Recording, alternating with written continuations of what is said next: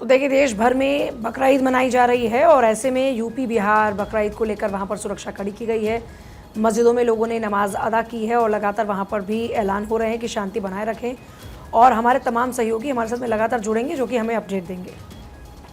तो ये बड़ी खबर आपकी टीवी स्क्रीन पर, बकरीद को लेकर गजब का उत्साह देखने को मिल रहा है।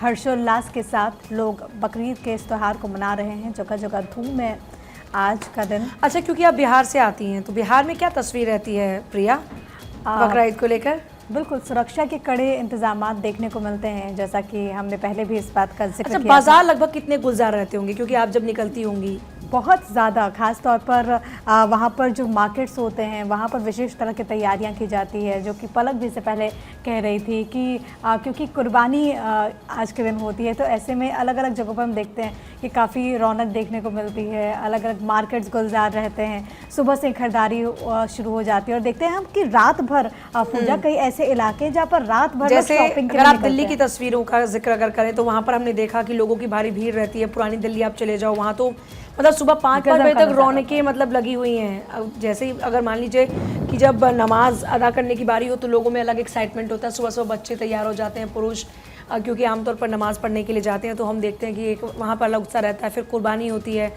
घर में अच्छा अच्छा खाना लोग बनाते हैं, मेहमानों के आने का सिलसिला रहता है, दान पुण्य बहुत ज़्यादा होता है। तो ये ख़ास तौर पर बकरा ईद के दिन में ये सब किया जाता है। देश भर में बकरा ईद का पर्व मनाया जा रहा है बड़ी धूमधाम से।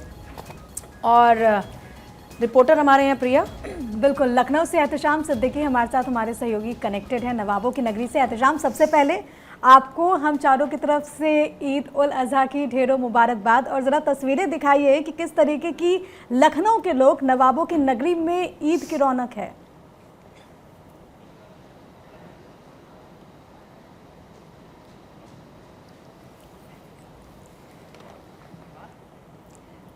ठीक है, हम वापस से एहतशाम के पास जाएंगे, लेकिन उससे पहले ये तस्वीरें, क्योंकि देश भर में जो ईद का ये त्यौहार है वो बहुत धूमधाम के साथ मनाया जा रहा है। और देखिए प्रिया, एहतशाम को खुद भी आज ईद मनानी है, लेकिन मतलब एक पत्रकार होने के नाते अपनी जिम्मेदारियों का निर्वहन देखिए।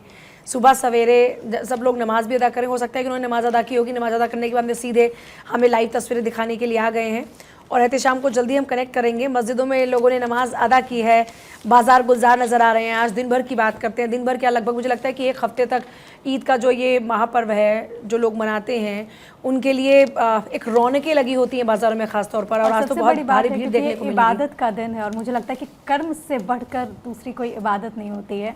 और एहतशाम जो बहुत बखूबी आपने ये बात कही है।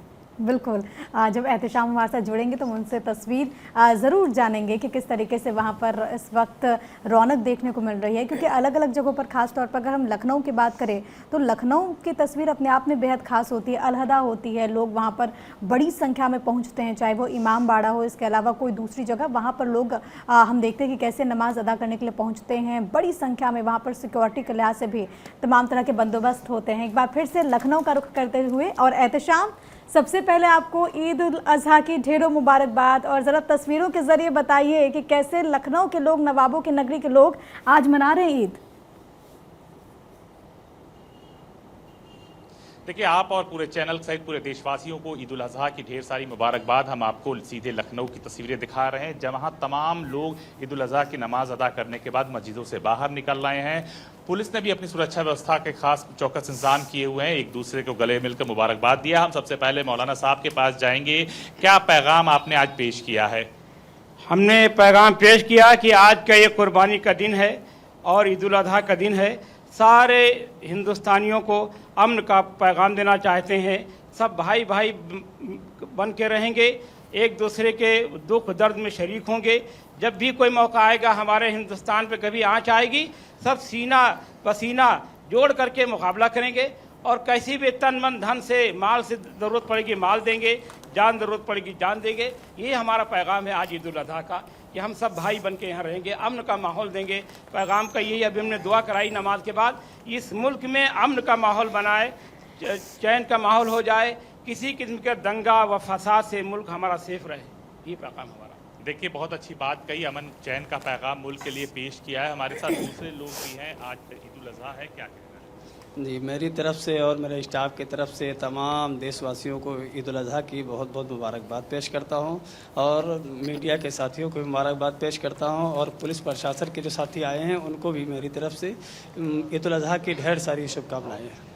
आप देख सकते हैं तमाम लोग मस्जिदों से नमाज अदा करके बाहर निकल रहे हैं और हम आपको बता दें वो अपने अपने घरों पे जाएंगे, फिर जहां पर वो अपने कुर्बानी के दूसरे कार्यक्रम को आगाज देंगे। तो जो नमाज का दौर है वो लखनऊ में शुरू हो गया। सुबह 6 बजे से शुरू हुई नमाज 9:30 और 10 बजे तक खत्म हो जाएगी, क्योंकि कुर्बानी का दिन है, लोगों को कुर्बानी भी करनी है। और ऐसे में प्रशासन ने भी सुरक्षा व्यवस्था के खास इंतजाम किए हैं और ख़ास तौर से हर मस्जिदों से भी ये अपील जारी हुई है कि जब आप कुर्बानी करें तो किसी तरह का वीडियो, किसी तरह की तस्वीर न खींचे, उसे सोशल मीडिया पे ना वायरल करें। और साथ ही देश में अमन, चैन, भाईचारे का भी पैगाम दिया गया है। और साथ बिल्कुल ही एहतशाम और सीएम योगी आदित्यनाथ ने भी जनता से अपील की है, सुरक्षा व्यवस्था के पुख्ता इंतजाम किए गए। जरा बताएं कि लखनऊ में बीते दिन बाजारों में कैसी रौनक थी बकरीद को लेकर, सुरक्षा व्यवस्था के कैसे इंतजाम किए गए और गर्मी काफी ज्यादा, तो इसके मद्देनजर भी कैसी व्यवस्थाएं की गई है? देखिए, गर्मी का तापमान अगर हम बात करें तो खुद लखनऊ में 46 डिग्री टेम्परेचर है। और ऐसे में मद्देनज़र में प्रशासन ने तमाम अपील किया है कि हर जगह पानी पीने का इंतजाम किया गया और ये गुजारिश की गई कि खुले में नमाज ना हो। तो ऐसे में जो मस्जिदें हैं बड़ी बड़ी, वहाँ पे ऐलान हो गया था सुबह 6 बजे से ही जल्द नमाज हो जाए, क्योंकि और भी लोगों को घर जाके कुर्बानी करनी होती। तो हम आपको बता दें कि लखनऊ में 6 बजे से नमाज का दौर शुरू हो गया है। और रही बात जो मंडियाँ सजती हैं जानवरों की, जो जिनकी कुर्बानी दी जाती है बकरों की, उनको भी एक अलग जगह दी गई। खास तौर से वो पुराने शहर की जो टीले वाली मस्जिद है उसके नीचे जो ढलान है, जो पुलों के नीचे का हिस्सा जहां छाया है, पानी है, वहां पे इंतजाम किया गया है। पुलिस फोर्स लगातार गश्त कर रही है। इसके साथ साथ आला अधिकारी लगातार पूरे उत्तर प्रदेश में नजर बनाए हुए हैं। आला अधिकारियों ने देर रात तक फ्लैग मार्च भी किया है, तमाम मौलानाओं के साथ मीटिंग किया है, तमाम मौलानाओं के साथ गुफ्तगू की है और ये अपील भी किया है कि शांतिपूर्वक त्यौहार मनाया जाए। क्योंकि हम आपको बता दें कुर्बानी का दौर 3 दिन चलता है और ऐसे में 3 दिन में सबसे बड़ी जिम्मेदारी नगर निगम की होती है, क्योंकि साफ सफाई से लेकर पानी सप्लाई उसी को करना होता है। और ऐसे में मोहब्बत का पर्व है, भाईचारे का पर्व है और एक दूसरे से मिलकर लोग मुबारकबाद दे रहे हैं, उसके बाद वो अपने कुर्बानी के कार्यक्रम में लग रहे हैं। बहुत शुक्रिया एहतशाम आपका, नवाबों के शहर का हाल हम तक पहुंचाने के लिए, दर्शकों को दिखाने के लिए। और अब आगे बढ़ते बात होगी असम की, जहां पर अब किसी को भी मुफ्त बिजली नहीं मिलेगी। IAS, IPS समेत सभी अधिकारी खुद अपना बिल भरेंगे। असम के मुख्यमंत्री हिमंता बिस्वा शर्मा ने इस बात की जानकारी दी है। बिजली बिल भुगतान का VIP कल्चर खत्म कर रहे हैं। मैं और मुख्य सचिव एक उदाहरण स्थापित करेंगे। 1 जुलाई से अपने बिजली बिल का भुगतान करेंगे। जुलाई से सभी लोक सेवक अपना बिजली बिल खुद ही भरेंगे। देखिए, ये एक बहुत ही ऐतिहासिक कदम है, क्योंकि आमतौर पर हम देखते हैं कि VIP कल्चर में ये बिल भी सरकार भरेगी, इसका भी पूरा का पूरा जो दबाव है वो सरकार के ऊपर होगा। ऐसे में हिमंता बिस्वा शर्मा की ओर से एक पहल यहाँ शुरू की गई है और इस पहल में सबसे पहले वो शुरू करें खुद का बिल खुद से चुका कर, कि अधिकारी हों, लोक सेवक हों, सब अपना बिल अब खुद भरेंगे। और अब आगे बढ़ेंगे बात कोलकाता, क्योंकि कोलकाता पहुंची बीजेपी की फैक्ट फाइंडिंग टीम। चुनाव के बाद हिंसा हुई थी, उसकी जांच यहां पर की गई। हिंसा पीड़ितों से मुलाकात हुई। रविशंकर प्रसाद और विप्लव देव ने मुलाकात की है। तो बड़ी जानकारी है। आपको याद होगा जब चुनाव हुए, रिजल्ट्स आए और उसके बाद वहां पर हिंसा भड़की, काफ़ी ज़्यादा स्थिति वहां पर खराब हो गई थी। सुरक्षा बलों की तैनाती वहां पर करनी पड़ी थी। और अब इस पूरे मामले में कोलकाता पहुंची है बीजेपी की फैक्ट फाइंडिंग टीम। वहां पर पहुंचकर हिंसा की जांच की, तमाम पहलुओं पर वहां पर जानकारी ली गई और हिंसा पीड़ितों से भी इस दौरान मुलाकात हुई। बढ़ती खबरों में आगे और पश्चिम बंगाल की बात करेंगे, जहां पश्चिम बंगाल की जनता डरी हुई है। ये रविशंकर प्रसाद का स्टेटमेंट है। चुनाव के बाद बंगाल में ही हिंसा क्यों होती है, ये सवाल भी उनकी तरफ से पूछा गया। सीएम ममता बनर्जी को जवाब देना होगा, रविशंकर प्रसाद का ये स्टेटमेंट है। तो ये बड़ी जानकारी, बंगाल की जनता डरी हुई है, ये रविशंकर प्रसाद ने कहा है और सीएम ममता बनर्जी को जवाब देना होगा। चुनाव के बाद बंगाल में ही हिंसा क्यों, क्योंकि देखिए कोई भी चुनाव और उसमें लगातार ऐसी तस्वीरें दिखती है जहां पर हिंसा होती है, मारपीट की खबरें सामने आती है और एक बार फिर से निशाना साधा गया है ममता सरकार पर। ठीक है, अब हम अखबारों की बात कर लेते हैं, क्योंकि और भी कई सारी खबरें हैं जो कि न्यूज़पेपर्स में छाई हुई है। मेरे पास इस वक्त नवभारत टाइम्स और फ्रंट पेज की अगर हम बात करें तो फ्रंट पेज पे दरअसल NCERT के निदेशक दिनेश प्रसाद सकलानी का एक स्टेटमेंट है। दरअसल आपको याद होगा कि बीते दिनों ये जानकारी सामने आई थी कि अयोध्या का ये जो पूरा मामला है उसको लेकर के NCERT की किताब में कई सारे बदलाव किए गए हैं, जिसको लेकर के सवाल भी उठा था। कई सारे नाम हैं जो कि वहाँ पर बदले गए हैं। इसी को लेकर के एनसीईआरटी के डायरेक्टर की तरफ से अपनी बात रखी गई है, जिसमें उन्होंने कहा कि स्कूल्स में दंगों के बारे में पढ़ाई की कोई ज़रूरत नहीं है। उन्होंने ये भी कहा कि स्कूली जो पाठ्यक्रम है उसमें हमारी कोशिश ये होती है कि जो बच्चे हैं वो बेहतर तरीके से सीख पाएँ। उन्होंने ये भी कहा कि दंगों के बारे में पढ़ाना हिंसक और अवसादग्रस्त नागरिक पैदा कर सकता है। हमें किताबों में दंगों के बारे में क्यों पढ़ाना चाहिए, ये उन्होंने कहा। इसके अलावा उन्होंने ये भी कहा कि हम सकारात्मक नागरिक बनाना चाहते हैं, न कि हिंसक व्यक्ति। इसके अलावा जो दूसरी बड़ी खबर है वो सलमान मामले से जुड़ी हुई है, जहाँ पर आपको याद होगा कि सलमान खान के आवास के बाहर जिस तरीके से गोलीबारी हुई थी, उस पूरे मामले में एक और केस दर्ज हुआ है और एक की अरेस्टिंग भी हो गई है, जो कि अखबारों में छाई हुई है। इसके अलावा जो बाकी की खबर है उसमें अगर हम बात करें तो यहाँ पर जो पीछे की तरफ जो इंटरनेशनल पेज है उसमें दरअसल एक छोटा सा कॉलम है। यहाँ पर लिखा है कि हिंद प्रशांत क्षेत्र में बढ़ेगा सहयोग, भारत इटली के बीच रिश्तों की असली मेलोडी। तो यही है, इसमें हैशटैग भी लिखा है और साथ ही साथ तस्वीर भी है, क्योंकि प्रधानमंत्री नरेंद्र मोदी, आपको याद होगा, इटली के दौरे पर G7 समिट में शामिल होने के लिए पहुंचे थे और इस दौरान जो इटली के प्राइम मिनिस्टर हैं जॉर्जिया मेलोनी, उन्होंने उनका स्वागत किया था और उनका एक वीडियो काफ़ी ज़्यादा वायरल हुआ था जिसमें उन्होंने मेलोडी का जिक्र किया था, क्योंकि इसको लेकर के भारत में भी काफ़ी ज़्यादा पोस्ट होते हैं, लोग अपनी बातें यहाँ पर रखते हैं। तो इसका जिक्र करते हुए यहाँ पर एक छोटा सा कॉलम है और ये बताया गया कि कैसे भारत और जो इटली के संबंध हैं वो प्रगाढ़ होंगे और इसमें लिखा है कि रिश्तों की जो असली मेलोडी है वो तो यही है। पूजा, जाहिर तौर पर जो बात प्रिया ने कही और आगे बढ़ते हुए बात होगी दिल्ली वासियों के लिए जो इस वक्त मुसीबत का सबब पानी बना हुआ है, यानी जल संकट को लेकर बातचीत होगी। बीजेपी का हल्ला बोल लगातार जारी है। दिल्ली बीजेपी अध्यक्ष वीरेंद्र सचदेवा के नेतृत्व में राजधानी में कई जगहों पर विरोध प्रदर्शन हुआ। नवनिर्वाचित जो सांसद हैं उनकी ओर से भी ये पूरा मोर्चा संभाला गया।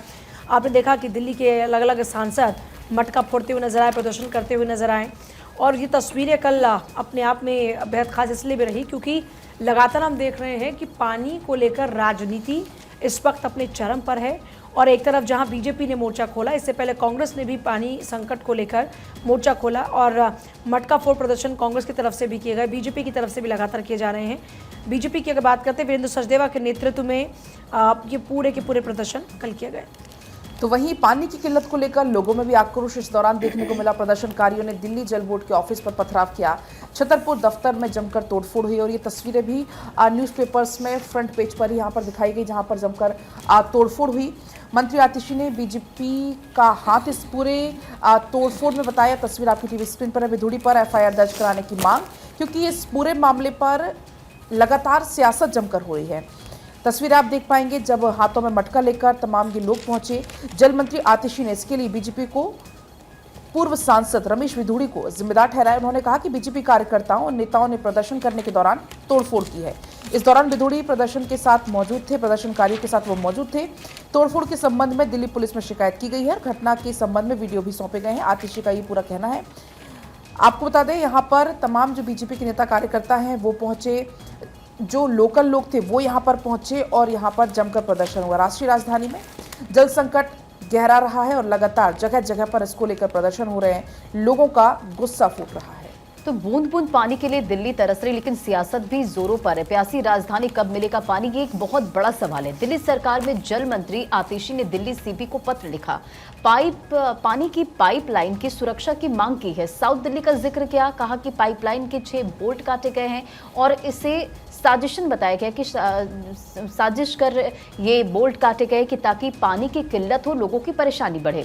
शरारती तत्वों पर पानी की परेशानी बढ़ाने का आरोप लगाया है और इसे लेकर जल मंत्री आतिशी ने दिल्ली सीपी को पत्र लिखा है और पानी की पाइपलाइन की सुरक्षा की मांग की गई है। और देखिए अखबारों में भी जिक्र है। आतिशी का आरोप है कि जल संकट पैदा करने के लिए बीजेपी 3 हिस्सों में साजिश कर रही है। पहले हरियाणा में पानी रुकवाया और फिर मुख्य पाइपलाइन में लीकेज और अब जल बोर्ड दफ्तर पर हमला और हम आरोपियों पर कड़ी कार्रवाई की मांग कर रहे हैं। तो देखिए लगातार दिल्ली में जल संकट गहराता जा रहा है। बीते दिन तस्वीरें आपने देखी कि दिल्ली में पानी की किल्लत को लेकर अलग अलग जगहों पर तमाम जो सांसद थे वो अपने संसदीय क्षेत्र में मटका लेकर प्रदर्शन कर रहे थे और कांग्रेस भी लगातार आम आदमी पार्टी पर निशाना साध रही है और पानी की किल्लत की वजह से आम जनता त्राहिमाम कर रही है। और बढ़ेंगे आगे। शिक्षा मंत्री धर्मेंद्र प्रधान ने माना है कि नीट परीक्षा में गड़बड़ी हुई, कहा कि एनटीए में सुधार की जरूरत है। अफसर दोषी मिले तो छोड़ेंगे नहीं। और ये तमाम जो खबर है ये अखबारों में छाई हुई है, क्योंकि नीट को लेकर के लगातार विवाद हुआ और इसी को लेकर के केंद्रीय शिक्षा मंत्री धर्मेंद्र प्रधान की तरफ से प्रतिक्रिया सामने आई है, जिसमें उन्होंने एक बार फिर से लोगों को, अभिभावकों को, स्टूडेंट्स को भरोसा दिया है और ये कहा कि दोषियों को बख्शेंगे नहीं। इसी के साथ उन्होंने ये भी माना कि एनटीए में कुछ ऐसी चीज़ें हैं जहां पर सुधार की आवश्यकता है। साथ ही साथ वो इस बात पर भी बल देते हैं कि इन्वेस्टिगेशन में अगर कोई अधिकारी भी दोषी पाए जाएंगे तो उनको बख्शा नहीं जाएगा। नव भारत टाइम्स में जो हेडलाइन है वो ये कि शिक्षा मंत्री ने कहा है कि एनटीए में सुधार की ज़रूरत है। नीट में कथित गड़बड़ियों पर कहा कि कोई भी दोषी हो उसे बख्शेंगे नहीं। दरअसल ये पूरा मामला क्योंकि सुप्रीम कोर्ट में भी गया, सुप्रीम कोर्ट ने इस पूरे मामले को लेकर के ये बात कही और वहाँ पर एनटीए ने भी अपना पक्ष रखा, जिसमें कहा गया कि वो जो स्टूडेंट्स हैं जिनकी संख्या 1500 से अधिक है, जिन्हें ग्रेस मार्क्स दिया गया है, उसको अब रद्द करके उनको दोबारा एग्जामिनेशन करवाया जाएगा उनका। उसके बाद जो रिजल्ट हैं वो इनके सामने आएंगे। आपको ये बताते चले कि इस पूरे मामले में अब 8 तारीख को सुनवाई होने वाली है सर्वोच्च अदालत में। उससे पहले 6 जुलाई से जो काउंसलिंग की प्रक्रिया है वो शुरू हो जाएगी। जो छात्र हैं वो इसको लेकर के विरोधरत हैं, सियासत खूब हो रही है। इसी बीच शिक्षा मंत्री की तरफ से, धर्मेंद्र प्रधान की तरफ से छात्रों को भरोसा दिया गया है और उन्होंने कहा कि सरकार इस पूरे मामले में चिंतित है और जो भी दोषी होंगे, चाहे वो एनटीए के ही क्यों ना हो, उन पर एक्शन लिया जाएगा। सरकार किसी को भी नहीं बख्शेगी। और चलिए आगे बढ़ रहे हैं, बात होगी राजधानी लखनऊ की। यूपी की राजधानी लखनऊ में चोरों के हौसले किस कदर बुलंद है, आप इसका अंदाजा इसी बात से लगा सकते हैं कि ज्वेलरी की शॉप पर हाथ साफ कर दिया, 4 लाख के गहनों को गायब कर दिया। पुलिस मामले की जांच पड़ताल में जुटी हुई है। यूपी की राजधानी लखनऊ में चोरों ने किस तरीके से यहाँ देखिए चोरी की वारदात को अंजाम दिया, वो आप देख सकते हैं। लखनऊ के ही गाजीपुर थाना क्षेत्र की भूतनाथ मार्केट है, जहाँ पर इन शातिर बदमाशों ने ज्वेलरी शॉप को निशाना बनाया, 4 लाख के गहनों पर अपना हाथ साफ किया और पुलिस अब इस पूरे मामले में जांच पड़ताल करती हुई नजर आ रही है। इसका सीसीटीवी भी सामने है। आप देखिए किस तरीके से बदमाश आए, 4 लाख की ज्वेलरी पर हाथ साफ किया, उसके बाद ज्वेलर उसके पीछे भागता रहा, लेकिन ये शख्स वहाँ से भागने में कामयाबी हासिल करता। देखिए किस तरीके से सारी चैन जो रखी थी उस टेबल पर उसने सारी पिक की और उसके बाद वहाँ से वो तुरंत भाग गया। 4 लाख के गहनों को गायब करके भाग गया। उसके बाद ज्वेलर उसका पीछा करता हुआ नजर आता है, लेकिन इतने में वहाँ से रफू चक्कर हो गया। बिल्कुल आगे बढ़ेंगे। चिनाब रेलवे पुल पर जल्द दौड़ेगी ट्रेन। रेलवे ब्रिज का काम हो चुका है करीब करीब पूरा। रामबन से रियासी तक चलेगी ट्रेन। चिनाब रेलवे ब्रिज से गुजरेगी ट्रेन। संगलदान से रियासी के बीच सफल ट्रायल हुआ। ओवरहेड इलेक्ट्रिफिकेशन का भी ट्रायल हुआ। 27-28 जून को रेलवे सुरक्षा आयुक्त करेंगे महत्वाकांक्षी परियोजना का निरीक्षण।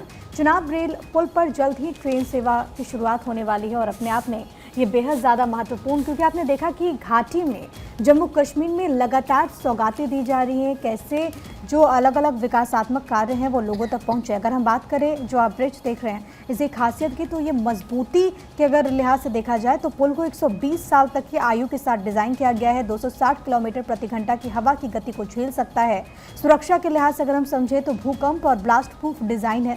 साथ ही पुल पर लगे सेंसर इसकी सुरक्षा सुनिश्चित करते हैं। कनेक्टिविटी के लिहाज से अगर हम समझें तो पुल जो है वो जम्मू कश्मीर के सुदूर क्षेत्रों को बेहतर कनेक्टिविटी प्रदान करेगा। यात्रा का समय कम होगा, विकास बढ़ेगा। दुनिया के सबसे ऊंचे चिनाब रेल ब्रिज पर ट्रायल किया गया था। ये तस्वीरें उस वक्त की आपकी टीवी स्क्रीन पर। इलेक्ट्रिक इंजन सफलतापूर्वक दौड़ा, इसकी जानकारी केंद्रीय रेल मंत्री अश्विनी वैष्णव ने बाकायदा पोस्ट करके भी दी थी एक्स पर, जिसमें उन्होंने लिखा कि सभी निर्माण कार्य लगभग पूरा हो चुका है। 359 मीटर ऊंचाई नदी के तल से है।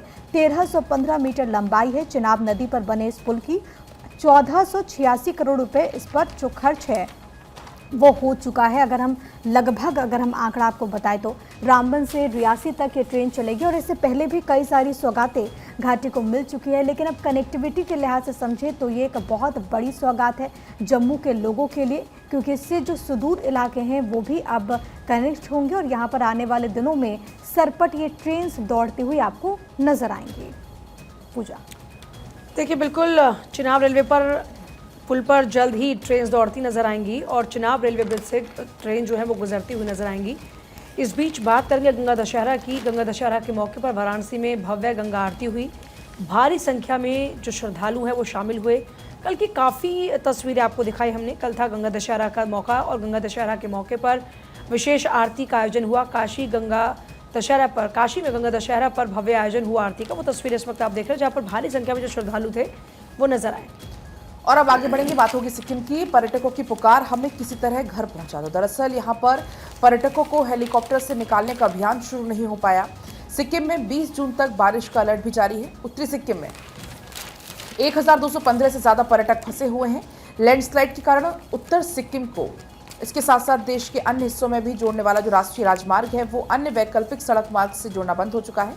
राज्य प्रशासन ने रविवार को वायुसेना की मदद से पर्यटकों को उत्तर सिक्किम से निकालने की तैयारी की थी, लेकिन मौसम साफ नहीं हो पाया और वो रेस्क्यू ऑपरेशन वहां पर चलाया नहीं जा सका। लेकिन पर्यटक वहां पर फंसे हुए हैं और उनका कहना है कि किसी तरह हमें जल्द से निकालकर हमें घर पहुंचा दो। यूपीपीएससी आरओ एग्जाम को लेकर ये खबर, जांच में कई खुलासे हुए। पेपर लीक की काली कमाई के बनाई गई अकूत संपत्ति और एसटीएफ की जांच में हुए चौंकाने वाले खुलासे। पेपर लीक की कमाई से भोपाल में खरीदा गया मकान। देखिए, बड़ी जानकारी, इस पूरे एग्जाम को लेकर जांच लगातार जारी और इस जांच में कई खुलासे। एसटीएफ की जांच में चौंकाने वाले खुलासे हुए हैं। पेपर लीक की कमाई से भोपाल में मकान खरीदा गया है, ये जानकारी सामने आई। साथ ही साथ पेपर लीक की काली कमाई से अकूत संपत्ति बनाई गई। चलिए बात होगी फैक्ट फाइज की। रानी लक्ष्मीबाई की आज है पुण्यतिथि। खूब लड़ी मर्दानी, वो तो झांसी वाली रानी थी। लक्ष्मीबाई का जन्म 19 नवंबर 1828 को काशी में हुआ। सौंदर्य और साहस उनकी पहचान। रानी ने अंग्रेजों के सामने झुकने से इनकार किया, अंग्रेजों के खिलाफ लड़ी, आज़ादी की आखिरी जंग और अंग्रेजों का बड़ी बहादुरी से उन्होंने मुकाबला किया।